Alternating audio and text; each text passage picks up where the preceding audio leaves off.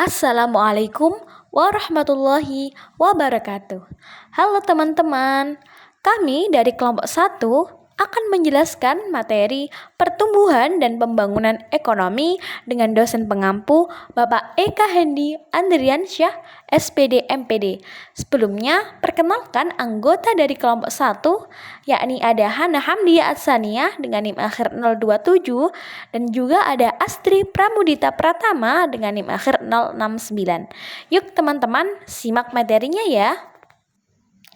Nah, untuk indikator materinya ada pertumbuhan ekonomi, kemudian ada pembangunan ekonomi, dan yang terakhir ada perbedaan pertumbuhan dan pembangunan ekonomi.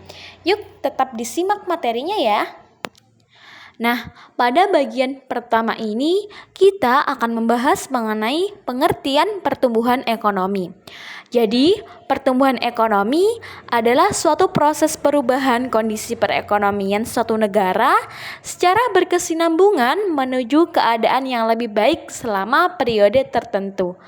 Pertumbuhan ekonomi ditandai dengan adanya kenaikan GNP atau PNB suatu negara dan tidak disertai dengan adanya perubahan lainnya.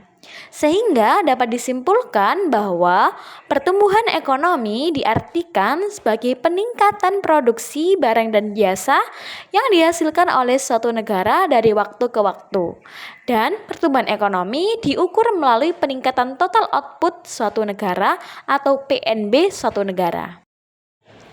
Nah, pertumbuhan ekonomi bisa dihitung dengan formulasi yakni PDB-T dikurangi dengan PDB-T-1 dibagi PDB-T-1 dikali 100%. Dengan keterangan PDB-T adalah pendapatan nasional real tahun tertentu dan PDB-T-1 adalah pendapatan nasional real tahun sebelumnya. Nah, setelah kita mengetahui mengenai perhitungan pendapatan nasional, kita akan mempelajari mengenai faktor-faktor yang mempengaruhi pertumbuhan ekonomi.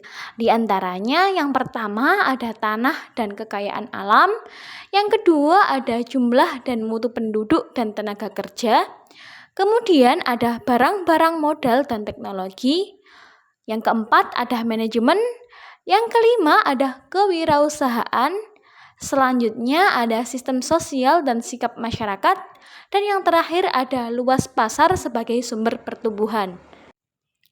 Nah, setelah kita mempelajari mengenai faktor-faktor yang mempengaruhi pertumbuhan ekonomi, sekarang kita akan mempelajari teori-teori pertumbuhan ekonomi.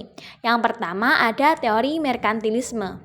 Pada teori ini, pertumbuhan ekonomi suatu negara ditentukan oleh beberapa hal, di antaranya ada peningkatan perdagangan internasional, kemudian penambahan pemasaran hasil industri, dan yang terakhir ada surplus dalam neraca perdagangan suatu negara. Nah, untuk teori pertumbuhan ekonomi klasik sendiri, menurut teori ini pertumbuhan ekonomi dilihat dari sudut pandang pertumbuhan penduduknya. Di sini menurut Adam Smith 1776, dengan adanya pertambahan penduduk, maka akan terdapat pertambahan output atau hasil, sehingga perekonomian akan berkembang. Nah, menurut David Ricardo sendiri, pertumbuhan penduduk yang besar akan menghasilkan tenaga kerja yang banyak, sehingga upah menurun dan perekonomian menjadi stagnan. Teori pertumbuhan ekonomi yang ketiga ada neoklasik, yang mana teori pertumbuhan ini dilihat dari sudut pandang kewirausahaan dan investasinya. Yang pertama ada Harut Domar. Jadi Harut Domar berpendapat bahwa syarat agar pertumbuhan ekonomi suatu negara dapat berkembang secara jangka panjang adalah perlu adanya pembentukan modal atau investasi. Kemudian ada Schumpeter. Beliau berpendapat bahwa pertumbuhan ekonomi sangat ditentukan oleh kemampuan kewirausahaan. Dan yang terakhir ada Robert Solow. Beliau berpendapat bahwa pertumbuhan ekonomi dipengaruhi oleh 4 faktor utama. Yang pertama ada pertumbuhan penduduk, yang kedua ada akumulasi modal, yang ketiga ada teknologi modern, dan yang terakhir ada hasil atau output. Setelah kita mempelajari mengenai teori pertumbuhan ekonomi merkantilisme, klasik dan neoklasik, kita akan membahas mengenai teori pertumbuhan ekonomi historis. Pada teori ini dilihat dari waktu ke waktu atau harus melalui semua tahapan dari awal hingga akhir. Di sini ada 4 ahli, yakni ada Friedrich List. Beliau mengungkapkan bahwa pertumbuhan ekonomi harus melalui 4 masa, yaitu masa berburu dan mengembara, masa beternak dan bertani, masa bertani dan kerajinan, dan masa industri dan perdagangan. Kemudian ada Bruno Hildebrand. Beliau berpendapat bahwa pertumbuhan ekonomi dimulai dari alat tukar-menukar yang dilakukan masyarakat. Yang ketiga ada Karl Bucher. Beliau berpendapat bahwa perkembangan ekonomi ditinjau dari hubungan antara produsen dan konsumen. Dan yang terakhir ada Werner Sombart.